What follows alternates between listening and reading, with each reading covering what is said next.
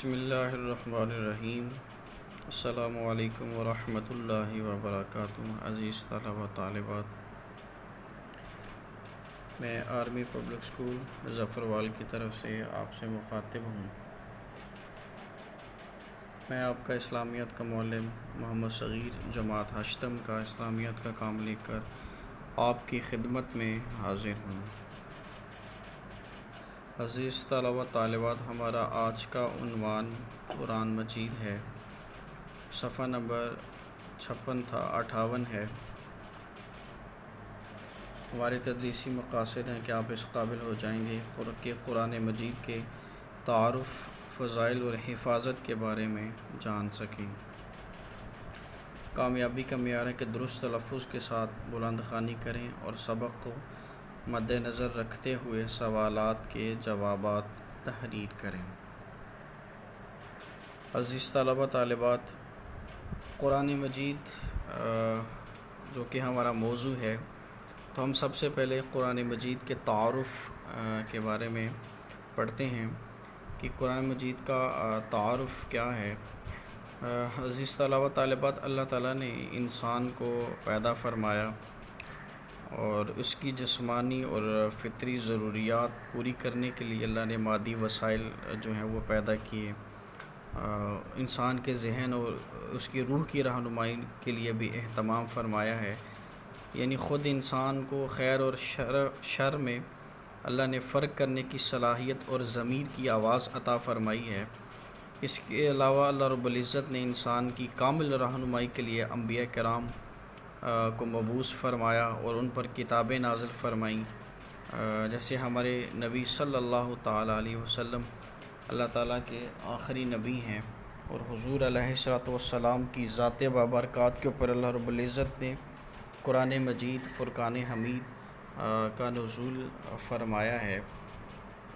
اور حضور علیہ السلام کے اوپر جو سب سے پہلی وحی نازل ہوئی وہ سورہ علق کی ابتدائی آیات ہیں، کہ اس کے بارے میں روایت ہے، حضرت عائشہ صدیقہ رضی اللہ تعالیٰ عنہ فرماتی ہیں کہ حضور علیہ السلام پر جب وحی کی ابتدا جو ہے وہ اچھے خوابوں سے ہوئی ہے۔ آپ صلی اللہ تعالیٰ علیہ وآلہ وسلم جو خواب دیکھتے وہ صبح کی روشنی کی طرح ظاہر ہو جاتا۔ پھر حضور خلوت پسند ہو گئے، یعنی تنہائی میں رہنے لگے اور غار حرا میں جانے لگے، اور جب کاشانہ اقدس کی طرف لوٹنے سے پہلے وہاں کئی راتیں ٹھہر کر عبادت کرے، اللہ کی عبادت کرتے، ریاضت کرتے، اور پھر کھانے پینے کی چیزیں جو ہیں وہ بھی حضور ساتھ لے جایا کرتے تھے۔ پھر حضرت خدیجہ رضی اللہ تعالیٰ عنہ کی طرف لوٹتے اور وہ اسی طرح آپ کے کھانے کا بندوبست کر دیا کرتی، یہاں تک کہ آپ کے پاس حق آ گیا۔ جب حضور کے پاس حق آیا، غار حرا میں تھے، یعنی جب وحی کا نزول ہوا، تو حضرت جبریل امین علیہ السلام حضور کی بارگاہ میں حاضر ہوئے اور عرض کی، یا رسول اللہ اقرا۔ تو حضور نے علیہ السلام نے فرمایا، ما انا بقاری، میں نہیں پڑھ سکتا۔ پھر حضرت جبریل امین علیہ السلام نے کہا، اقرا یا رسول اللہ پڑھیے۔ تو حضور نے فرمایا، ما انا بقاری، میں نہیں پڑھ سکتا۔ پھر حضور نے جبریل نے کہا، اقرا۔ اور پھر تیسری دفعہ جبریل امین علیہ السلام نے حضور کو اپنے گلے سے لگا کے دبایا، تو پھر جب اس نے کہا، جبریل نے کہا اقرا، تو پھر حضور نے فرمایا، اقرا بسم ربک الذی خلق، خلق الانسان من علق، اقرا وربک الاکرم الذی علم بالقلم، علم الانسان ما لم یعلم، یعنی پڑھ اپنے رب کے نام سے جس نے پیدا کیا۔ خلق الانسان من علق، انسان کو خون کے لوتھڑے سے بنایا۔ اقرأ وربک الاکرم، پڑھو اور تمہارا رب سب سے بڑا کریم ہے۔ الذی علم بالقلم، جس نے قلم سے لکھنا سکھایا۔ علم الانسان ما لم یعلم، انسان کو وہ سکھایا جو وہ نہ جانتا تھا۔ تو یہ پہلی وحی کا نزول ہے جو حضور علیہ السلام کے اوپر غار حرا میں اس کا نزول ہوا۔ اور پھر اس کے نزول کے بعد حضور کے اوپر جو ہے وہ کپ کپی طاری ہوئی۔ جب یہ آیت نازل ہوئی، حضور نے گھر تشریف لائے تو حضرت خدیجہ سے کہا کہ مجھے چادر اوڑھو، زملونی چادر اوڑھو۔ تو حضرت خدیجہ نے جب وہ سارے واقعات حضور نے بتایا کس طرح سے ہوا ہے، تو پھر خدیجہ رضی اللہ تعالیٰ عنہ ڈرتی تھیں کہ کہیں کفار جو ہے وہ آپ چونکہ پہلے ہی اذیتیں تکلیفیں آپ کو پہنچاتے ہیں اور زیادہ آپ کو تکلیفیں نہ پہنچائیں۔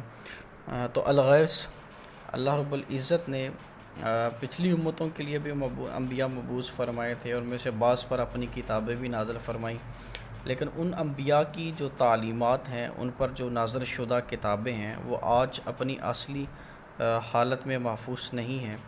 تو اللہ فرماتا ہے وَأَنزَلْنَا إِلَيْكَ الْكِتَابَ بِالْحَقِّ مُصَدِّقًا لِمَا بَيْنَ يَدَيْهِ مِنَ الْكِتَابِ وَمُهَيْمِنًا عَلَيْهِ، فرمایا کہ تمہاری طرف ہم نے یہ کتاب نازل کی ہے، یہ حق لے کر آئی ہے، اس سے پہلے جو آسمانی کتابیں آئیں ان کی تصدیق کرنے والی ہے، یہ کتاب ان کی محافظ و نگہبان ہے۔ قرآن مجید فرقان حمید چونکہ پچھلی کتابوں کے لیے مہیمن ہے۔ مہیمن کہنے کا مطلب یہ ہے کہ ان کتابوں میں جو تعلیمات اور عقائد اپنی اصلی حالت میں محفوظ نہیں رہ سکے، انہیں قرآن مجید فرقان حمید نے اپنے انداز سے اثر نو بیان کر کے محفوظ کر دیا ہے۔ یہی وجہ ہے کہ قرآن مجید فرقان حمید کی تعلیمات پر پورے اطمینان سے ہر زمانے میں جو ہے وہ عمل کیا جاتا ہے۔ قرآن مجید فرقان حمید کا لفظ جو ہے یہ قرات سے مشتق ہے، جس کے معنی پڑھنا جمع کرنا کے ہیں، چونکہ یہ دنیا میں سب سے زیادہ پڑھی جانے والی کتاب ہے، اور ہم اصطلاحی طور پر اس کی تعریف یہ کر سکتے ہیں کہ قرآن سے مراد اللہ تعالیٰ کی وہ آخری آسمانی کتاب ہے جو حضرت محمد صلی اللہ علیہ وسلم پر حضرت جبریل امین علیہ السلام کے ذریعے سے نازل ہوئی ہے۔ قرآن مجید فرقان حمید چونکہ عربی زبان میں نازل ہوا، جو کہ دنیا کی انتہائی ترقی یافتہ وسیع اور جامع زبان ہے، اور یہ قیامت تک زندہ رہنے والی زبان ہے۔ اس کے اندر جو آخری وحی ہے وہ الیوم اکملت لکم دینکم واتممت علیکم نعمتی وردیت لکم الاسلام دینہ، جو کہ خطبہ حجۃ الوداع کے موقع پر میدان عرفات میں نازل ہوئی ہے۔ قرآن مجید فرقان حمید چونکہ تقریباً 23 سال کے عرصے میں حضور کی ذات کے اوپر نازل ہوا، جو 13 سال کا زمانہ تھا، مکی دور تھا حضور کا نبوت کے بعد، اس 13 سال میں جو صورتیں نازل ہوئیں، جو قرآن نازل ہوا، وہ صورتیں مکی ہیں، اور مکی صورتوں کی جو تعداد ہے وہ 86 ہے، اور جو ہجرت کے بعد جب حضور مدینہ تشریف لے کے اور مدینہ میں جو 10 سال حضور نے گزارے، اور اس 10 سال کے اندر جو مدینہ میں قرآن نازل ہوتا رہا، وہ 28 صورتیں ہیں، تو ان صورتوں کو مدنی صورتیں کہتے ہیں۔ جو مدینہ میں قرآن نازل ہوا اس کو مدنی صورتیں کہتے ہیں، اور جو مکے میں ہوا اس کو مکی صورتیں کہتے ہیں۔ قرآن مجید فرقان حمید کی جو ترتیب ہے یہ ترتیب نزولی نہیں ہے بلکہ توفیقی ہے۔ ترتیب نزولی سے مراد یہ ہے کہ جیسے جیسے حکم نازل ہوتا گیا، کبھی نماز کا حکم آ رہا ہے، کبھی زکوٰۃ کا حکم آ رہا ہے، کبھی حرام چیزوں کا حکم آ رہا ہے، کبھی حلال چیزوں کا حکم آ رہا ہے، کبھی نماز کے احکامات، وضو کے احکامات، معاشرے، تجارت، ہر چیز کے احکامات جو ہیں وہ نازل ہوتے گئے۔ تو یہ جیسے جیسے نازل ہوتے گئے وہ ترتیب نہیں ہے، بلکہ قرآن مجید کی جو ترتیب ہم پڑھ رہے ہیں یہ توفیقی ہے، توقیفی ہے۔ توقیف کا مطلب ہے وقف کرنا، آگاہ کرنا۔ حضرت جبریل امین علیہ السلام جب حضور کے پاس وحی لاتے تھے تو قرآن میں اس کا مقام بھی بتا دیتے تھے کہ یا رسول اللہ اس آیت کے بعد اس آیت کو رکھنا ہے، اس آیت کے بعد اس آیت کو۔ تو اس طرح یہ ترتیب نزولی کی بجائے ترتیب توقیفی ہے، مکمل ہوتی ہے۔ تو یہی وہ ترتیب ہے جس سے اللہ تعالیٰ نے اپنے نبی کریم علیہ السلام کو آگاہ فرما دیا ہے۔ قرآن مجید کے اور بھی بہت سے نام ہیں، جیسے الکتاب، النور، العلم، الذکر، الفرقان، الشفاء، البیان، الحکمہ۔ تو قرآن کریم جو ہے انسانی زندگی کے تمام پہلوؤں کی رہنمائی کرتا ہے۔ انسان کی زندگی کے اندر خیر، شر، حلال و حرام، اخلاقی تعلیمات، زندگی کے ہر پہلو کے متعلق جو ہے وہ قرآن مجید فرقان حمید کے اندر رہنمائی موجود ہے۔ اس میں انسان کی آخرت کی معلومات اور زندگی کی اہمیت کو نہایت پر اثر پر تاثیر انداز میں بیان قرآن نے کیا ہے۔ قرآن پاک چونکہ انسان کی انفرادی زندگی، اس کے اجتماعی معاشرتی حقوق و فرائض، معاشی اقتصادی امور کے متعلق جو ہے یہ ہدایات فراہم کرتا ہے۔ غرض المختصر یہ ہے کہ قرآن کریم جو ہے یہ انسانی زندگی کے تمام پہلوؤں کے بارے میں ضروری معلومات اور رہنمائی کا ایک بہترین خزینہ ہے، اور اس میں وہ تمام باتیں اللہ نے وضاحت سے بتا دی گئی ہیں جن کا جاننا انسان کے لیے ضروری ہے، جن کے جاننے کا انسان کے پاس کوئی دوسرا ذریعہ موجود نہیں ہے۔ تو قرآن مجید چونکہ اس کا موضوع جو ہے وہ انسان ہے، تو انسان کی رہنمائی کے لیے اللہ نے اپنے حبیب علیہ السلام کے اوپر اس عظیم کلام کو جو ہے نازل فرمایا۔ اب قرآن مجید کی حفاظت کے 3 ادوار ہیں۔ پہلا جو دور ہے وہ دور نبوی ہے کہ حضور کے زمانے میں کیسے محفوظ ہوتا رہا۔ دوسرا جو دور ہے وہ دور صدیقی ہے کہ حضرت ابوبکر صدیق رضی اللہ تعالیٰ عنہ کے دور خلافت میں قرآن مجید کیسے محفوظ ہوا۔ تیسرا دور جو ہے وہ دور عثمانی ہے۔ حفاظت قرآن مجید چونکہ اللہ تعالیٰ کی طرف سے نازل شدہ ہے اور اس کی حفاظت کا ذمہ بھی اللہ نے خود لیا ہے، جیسے قرآن ہمیں بتاتا ہے کہ اللہ نے فرمایا انا نحن نزلنا الذکر و انا لہ لحافظون، کہ بے شک یہ ذکر ہم نے نازل کیا ہے اور ہم خود ہی اس کی حفاظت کرنے والے ہیں۔ تو اللہ رب العزت کا قرآن کی حفاظت کا یہ وعدہ اس طرح پورا ہوا کہ پوری دنیا میں موجود قرآن مجید کے نسخوں میں ایک لفظ زبر یا زیر کا بھی فرق نہیں آیا۔ جو پچھلے انبیاء کے اوپر جو کتب نازل ہوئیں ان کے اندر جو ہے وہ تخریج ہو چکی ہے، وہ ان کے پیغامات کو انہوں نے اپنی اپنی خواہشات کے مطابق بدل لیا ہے، لیکن قرآن مجید فرقان حمید ایسی کتاب ہے کہ بڑے بڑوں نے دعوے کیے، بڑے بڑوں نے اس کے بارے میں دعوے کیے، اس کے آیات کے بارے میں جو وہ شکوک و شبہات ظاہر کیے، لیکن آخر کار ان کو یہ ماننا پڑا کہ یہ کتاب ایسی کتاب ہے جس کی حفاظت کا ذمہ اللہ نے خود لیا ہے۔ جیسے عرب کے بڑے بڑے شعراء جو تھے وہ کہتے ہیں کہ اس طرح کلام تو ہم بھی کہہ سکتے ہیں، ہم بھی لے کے آ سکتے ہیں، تو پھر اللہ نے ان کو چیلنج کیا تھا، تو وہ تو ایک چھوٹی صورت تک نہ لا سکے، تو پھر وہ کہنے پہ مجبور ہے کہ ما کانا ھذا کلام البشر، کہ یہ کسی انسان کا کلام نہیں ہو سکتا، یقیناً یہ کلام جو ہے یہ اللہ رب العزت کی طرف سے نازل شدہ ہے۔ اب حضور کے زمانے میں کیسے قرآن مجید فرقان حمید محفوظ ہوتا رہا۔ قرآن مجید پر ایک ہی وقت میں نازل نہیں ہوا، بلکہ یہ تقریباً 23 سال میں تھوڑا تھوڑا نازل ہوتا گیا۔ جو ہی آیات نازل ہوتی تھیں آپ صلی اللہ علیہ وسلم کاتبین وحی میں سے کسی ایک کو بلوا کر لکھوا دیتے، اور یہ رہنمائی بھی فرماتے تھے کہ انہیں کس صورت سے پہلے یا بعد میں کون سی صورت میں کن آیات کے ساتھ رکھا جائے گا، کیونکہ جبریل امین علیہ السلام حضور کو آگاہ فرماتے اور پھر حضور صحابہ کو بتاتے تھے کہ اس آیت کے بعد اس آیت کو لکھنا ہے۔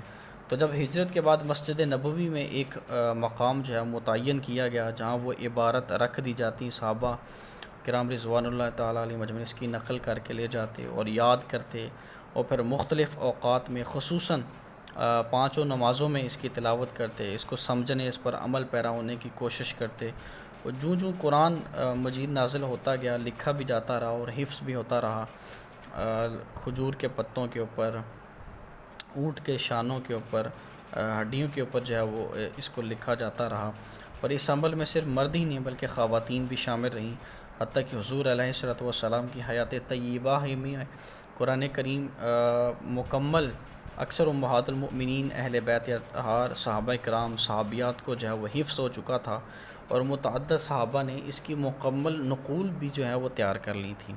اب پھر جب حضور کے وصال ظاہری کے بعد حضرت ابوبکر صدیق رضی اللہ تعالیٰ عنہ کا دور خلافت آیا، تو جب حضرت ابوبکر صدیق رضی اللہ تعالیٰ عنہ کا دور خلافت آیا تو اس وقت ایک شخص نے نبوت کا جھوٹا دعویٰ کیا جو کہ جس کا نام مسیلمہ کذاب تھا، تو اس کے جھوٹے دعوے کو توڑنے کے لیے حضرت ابوبکر صدیق رضی اللہ تعالیٰ عنہ نے اس کے خلاف جنگ کی، جس کو جنگ یمامہ کہتے ہیں، اور اس جنگ میں جو ہے بہت سے صحابہ کرام رضوان اللہ تعالیٰ علیہ میں شہید ہوئے۔ تو حضرت عمر فاروق رضی اللہ عنہ کو اس بات کی بڑی فکر ہوئی کہ اگر اس طرح کے مارکے میں مزید ہوتے رہے تو صحابہ کرام جو ہے وہ شہید ہوتے رہیں گے، اور وہ صحابہ شہید ہوں گے کہ جو جن کو قرآن حفظ ہے. تو اس طرح جب قرآن کے حافظ شہید ہو جائیں گے تو پھر قرآن کو محفوظ کرنا مشکل ہو جائے گا. تو حضرت ابوبکر صدیق سے صحابہ نے کہا کہ اس طرح ہمارے یہ صحابہ شہید ہو جائیں گے. تو ابوبکر صدیق نے کہا کہ نبی کی ناموس، نبی کی نبوت اور نبی کے شان، عزت، تکریم سے بڑھ کر کچھ بھی نہیں ہے. تو یہ ہمیں اس چیز ختم نبوت کے اوپر بھی ہمیں یہ دلیل ملتی ہے کہ جس نے نبوت کا جھوٹا دعویٰ کیا تھا تو حضرت ابوبکر صدیق رضی اللہ تعالیٰ عنہ نے حضور کی نبوت کی خاطر، حضور کے ناموس کے خاطر جو ہے وہ سب کچھ لوٹانے کے لیے تیار ہو گئے. تو قرآن مجید کی حفاظت کا زمینی ذریعہ جب وہ کمزور پڑ جائے گا تو حضرت ابوبکر صدیق کو مشورہ دیا گیا کہ قرآن کریم کو ایک جگہ لکھنے کا انتظام کیا جائے، مگر حضرت ابوبکر صدیق نہ مانے، فرمایا کہ جب حضور نے اس کو ایک جگہ جمع نہیں کیا تو میں کیسے کر سکتا ہوں. تو مگر حضرت عمر فاروق رضی اللہ عنہ کے بار بار اصرار اور دیگر صحابہ کے کہنے پر حضرت ابوبکر رضی اللہ عنہ قرآن کو ایک جگہ جمع کرنے پر قائل ہو گئے اور حضرت زید بن ثابت کو اس کام پر مامور کیا. حضرت زید رضی اللہ تعالیٰ نے بڑی محنت اور احتیاط سے پورے قرآن مجید کو ایک جلد میں جمع کیا. آیات کی ترتیب، صورتوں کے نام وہی تھے جو حضور علیہ السلام نے مقرر فرمائے تھے. اس کے بعد دور عثمانی، حضرت عثمان غنی رضی اللہ تعالیٰ کا جب دور حکومت آیا، عثمان غنی کے دور خلافت میں اسلامی حکومت جو ہے وہ بہت ہی وسیع ہو چکی تھی. لوگ اپنے اپنے انداز اور لہجے میں قرآن مجید کی تلاوت کرنے لگے. حضرت عثمان غنی رضی اللہ تعالیٰ نے تمام مسلمانوں کو صرف قریشی قرأت کے مطابق قرآن پڑھنے کا حکم دیا، اور اس کارنامے کی وجہ سے حضرت عثمان غنی کو جامع القرآن کا لقب جو ہے وہ دیا گیا، اور جامع القرآن کے لقب سے بھی آپ کو یاد کیا جاتا ہے کہ آپ نے قرآن کو ایک جگہ پہ جمع کیا. یعنی لوگ مختلف اپنے اپنے انداز میں اپنی اپنی قرأت میں پڑھنا شروع ہو گئے. تو اس لیے آپ نے پھر قرآن مجید کی وہ متعدد نقول جو ہیں وہ تیار کروا کر تمام صوبائی اور دارالحکومتی جو ادارے ہیں سب کو جو ہے بطور ایک نسخہ ان کو بھجوا دیا. جو جس قرأت کے اوپر سب کو جمع فرمایا تھا وہ قرأت کا جو نسخہ تھا وہ سارے دارالحکومتوں اور صوبائی حکومتوں کے اندر جو ہے وہ حضرت عثمان غنی رضی اللہ تعالیٰ عنہ نے اس کو بھیج دیا. اب قرآن مجید فرقان حمید کے فضائل، عزیز طلباء، قرآن مجید فرقان حمید کے فضائل جو ہیں وہ بہت بے شمار ہیں. قرآن مجید فرقان حمید میں جو کچھ بیان ہوا ہے وہ یقینی حقیقی علم اور حقیقت کی بنیاد پر مبنی ہے. اس میں کسی شک نہیں ہے، کسی کو شک ہونا بھی نہیں چاہیے کہ اس میں ہر زمانے، ہر خطے کے تمام انسانوں کے لیے ایک مکمل ہدایت اور رہنمائی موجود ہے، اور انسان کی دنیا و آخرت کی حقیقی فلاح کا دار و مدار جو ہے اسی پر عمل کرنے میں ہے. اسی لیے قرآن حکیم کو بڑی فضیلت حاصل ہے. جس طرح یہ کلام تمام کلاموں سے بہتر ہے، اسی طرح وہ انسان بھی تمام انسانوں سے بہتر ہے جو خود بھی اس کا علم حاصل کرے اور اسے دوسروں کو بھی سکھائے. تو اسی لیے اللہ نے، حضور نے فرمایا، خیرکم من تعلم القرآن وعلمہ، تم میں سے بہتر وہ ہے جس نے قرآن سیکھا اور دوسروں کو سکھایا. اس لیے ہمیں چاہیے کہ قرآن پاک کا علم حاصل کرنے کی طرف سب سے زیادہ توجہ دیں، اور اس کے لیے کسی طرح کی محنت سے جو ہے وہ دریغ نہ کریں. لیکن افسوس اس بات کیا ہے کہ آج کے ہمارے معاشرے کے اندر بہت سے لوگ کرتے بھی ہیں، لیکن بہت کم ہے کہ ہم روزانہ کی بنیاد کے اوپر قرآن مجید فرقان حمید کی تلاوت کریں. ہم نے قرآن کو اپنی الماریوں میں سجا کے رکھا ہوا ہے، اونچی سی اونچی جگہ پہ رکھا ہوا ہے، لیکن ہم اتنی نہیں کرتے کہ ہم اس کتاب کو پڑھ کے اس کے پیغام کو سنیں، پڑھیں، سمجھیں اور اس کے اوپر عمل کریں. یہ بہت ہی افضل کتاب ہے. جیسے حدیث نبوی ہے، حضور نے فرمایا، فضل کلام اللہ علی سائر الکلام کفضل اللہ علی خلقہ. اللہ تعالیٰ کے کلام کی فضیلت تمام کلاموں پر ایسی ہے جیسے اللہ تعالیٰ کی فضیلت اس کی تمام مخلوقات پر ہے.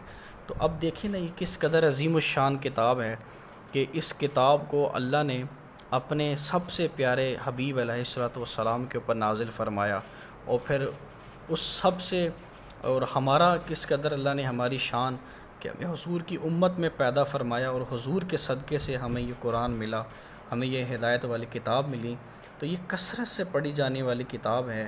اس کے ایک ایک حرف کی تلاوت پر 10 نیکیاں ملتی ہیں۔ کس قدر اجر و ثواب ہے، کس قدر اس کے فضائل ہیں، اور اس پر عمل کرنے والا جو ہے وہ دنیا و آخرت میں دونوں میں عزت و سرفرازی پاتا ہے۔ یہ بڑی ہی عام فہم کتاب ہے اور یاد کرنے میں بڑی آسان ہے۔ یہی وجہ ہے کہ لاکھوں حفاظ کے دلوں میں اس کتاب کا ایک ایک لفظ محفوظ ہے۔ اب دیکھیں نا کہ 7-8 سال 10-12 سال کا بچہ ہوتا ہے، وہ اپنے سینے میں اس کتاب کو محفوظ کر لیتا ہے، تو یہ ایک معجزہ ہے جو اللہ کی طرف سے ہے۔ فرمایا وَلَقَدْ يَسَّرْنَا الْقُرْآنَ لِلذِّكْرِ فَهَلْ مِن مُدَّكِرٍ، ہم نے قرآن کو نصیحت کے لیے آسان کر دیا ہے، بس کوئی ہے جو نصیحت پکڑے۔ یہ ایسی زبان میں نازل کی ہے جو کبھی نہ ختم ہونے والی ہے اور ترقی یافتہ زبان ہے۔ عربی زبان تمام دنیا میں مقبول ترین زبان ہے جس کا اعتراف غیر مسلم بھی کرتے ہیں۔ یہ لا ریب کتاب ہے، اس میں کوئی شک نہیں ہے، یہ کتاب اللہ کا کلام ہے۔ جن لوگوں نے اس کتاب میں شک کیا، اللہ تعالیٰ نے انہیں چیلنج کر دیا، اگر تم دعوے میں سچے ہوتے اس جیسی کوئی ایک صورت بنا لاؤ، تو آج تک دنیا کا کوئی شخص اس کے مقابلے میں ایک آیت بھی نہ بنا سکا، نہ کوئی قیامت تک ایک آیت بھی جو ہے وہ بنا سکتا ہے۔ یہ ہدایت والی کتاب ہے، جامع کتاب ہے، عالمگیر کتاب ہے، بے حساب اجر کی حامل کتاب ہے، شیریں بیاں ہے۔ اس کو پڑھنے والا جو ہے وہ اپنے اندر ایک لذت، ایک خوشی، ایک اطمینانیت جو ہے وہ محسوس کرتا ہے، طمانینت محسوس کرتا ہے۔ اور چونکہ اس کتاب مبین کا انداز اتنا شیریں ہے کہ سننے والے اور پڑھنے والے فوراً اس کے اسیر ہو جاتے تھے۔ حضرت عمر فاروق رضی اللہ تعالیٰ عنہ جیسا ایک شخص جو ہے وہ اس قرآن کی تاثیر کی وجہ سے اسلام کی طرف آ جاتا ہے، چونکہ کفار مکہ کانوں میں انگلیاں ٹھونس لیتے تھے کہ اگر یہ کلام سن لیا تو کہیں ان پر اثر نہ ہو جائے۔ تو جو قرآن مجید فرقان حمید نے حضرت عمر فاروق رضی اللہ تعالیٰ عنہ جیسے شخص پر اثر کیا، تو یقیناً یہ پر تاثیر کتاب ہے۔ اس کا انداز بڑا شیریں ہے، بڑا میٹھا ہے۔ جیسے اللہ نے فرمایا ان ہوا الا ذکر للعالمین، یہ قرآن تمام جہانوں کے لیے جو ہے وہ نصیحت ہے۔ تو یہ حضور علیہ السلام نے پہلے ارشاد فرما دی تھی کہ اللہ تعالیٰ بہت سی قوموں کو اس کی وجہ سے جو ہے وہ سر بلندیاں عطا فرمائے گا اور بہت سی قوموں کو اس کی وجہ سے جو ہے وہ گرا دے گا۔ اس لیے ہمیں چاہیے کہ ہم قرآن پاک کی تلاوت کریں، اس کو سمجھیں، اس کی تعلیمات کے اوپر عمل کرنے کی کوشش کریں۔ افسوس اس بات کا ہے کہ آج ہم نے قرآن مجید فرقان حمید کی تعلیمات کو چھوڑ دیا ہے، حضور علیہ السلام کی سنت کو ترک کر دیا ہے، جس کی وجہ سے آج ہم ذلیل و خوار ہو رہے ہیں۔ وہ لوگ جنہوں نے قرآن مجید فرقان حمید کے راستے کو اپنایا، اس سے رہنمائی حاصل کی، یقیناً وہ کامیاب آئے، اور اس کی بے شمار مثالیں ہیں ہمارے اسلاف میں سے۔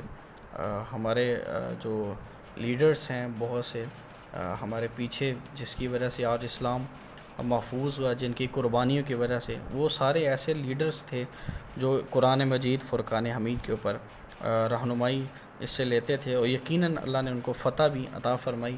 آج ہم جب اس کے اوپر عمل نہیں کرتے تو یقیناً ہم آج جو پستی کے اندر گڑھے ہوئے ہیں، جیسے علامہ اقبال نے کہا تھا کہ وہ زمانے میں معزز تھے مسلمان ہو کر، اور تم خوار ہوئے تارک قرآن ہو کر۔ ہم خوار ہو رہے ہیں کیونکہ ہم نے قرآن کی تعلیمات کو چھوڑ دیا۔ تو عزیز طلبہ، میں یہی کہوں گا کہ روزانہ کی بنیاد پر قرآن مجید فرقان حمید کی تلاوت کریں اور کوشش کریں اس کو ترجمے کے ساتھ پڑھیں، تجوید کے ساتھ پڑھیں، اس کے ہر لفظ کو، پیغام کو، اس کو سنیں، سمجھیں، اور اس پیغام کو اپنی زندگی کے اندر ڈالیں تاکہ ہماری دنیا بھی بہتر ہو، ہماری آخرت بھی بہتر ہو۔ اللہ رب العزت کی بارگاہ میں دعا ہے کہ اللہ رب العزت ہمیں قرآن مجید پڑھنے اور اس کے اوپر عمل کرنے کی توفیق عطا فرمائے۔ امید کرتا ہوں کہ یہ سبق جو ہے یہ آپ کو سمجھ آیا ہوگا۔ آپ لوگوں نے اس کے جو سوالات ہیں، قرآن مجید کا مختصر تعارف، قرآن مجید کی حفاظت کے بارے میں جو باتیں بتائیں، فضائل قرآن، یہ تینوں سوالات جو آپ نے ہیں اپنی نوٹ بکس کے اوپر لکھنے ہیں۔ اللہ رب العزت کی بارگاہ میں دعا ہے مالک کائنات ہم سب کو دین کی صحیح سوچ بجھ عطا فرمائے۔ والسلام۔